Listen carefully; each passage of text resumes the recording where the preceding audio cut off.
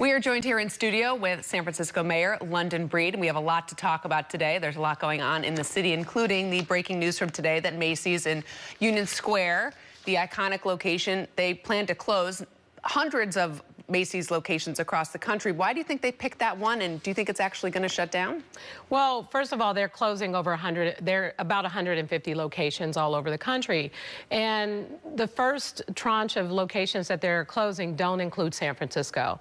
But they are looking at putting this particular building on the market. So it's not 100% certain what would happen to this Macy's and whether or not something could happen between now and then. In fact, I was assured that Macy's will definitely be open through the end of this year, possibly, who knows for how long, because Macy's is making some business decisions. And so our hope is that in the meantime, we can provide offers to continue to work with Macy's on what this might mean for their new boutique ideas, for some changes to their location, for possibly leasing back this location, or for any other investors or buyers that might have an interest in Macy's. We want to make sure that this iconic location continues to bring and draw crowds to the downtown area, like so many of the luxury brands tend to do.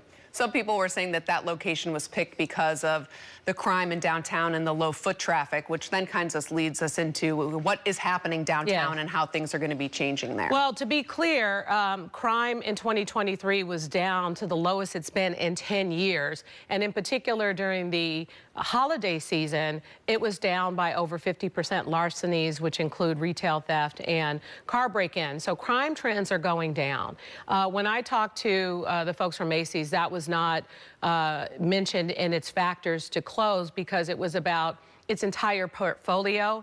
It's about the profitability and the changes in retail and how people are shopping, how their online business is definitely doing very well. And they had to make some really hard decisions.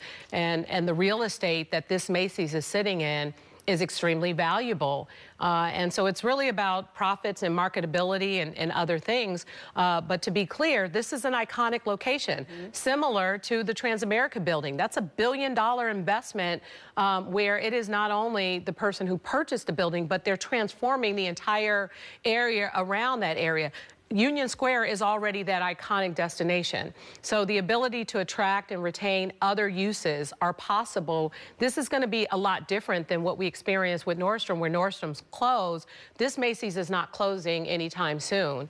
And it presents us with some incredible opportunities, even the possibility of some component of Macy's still being a part of downtown.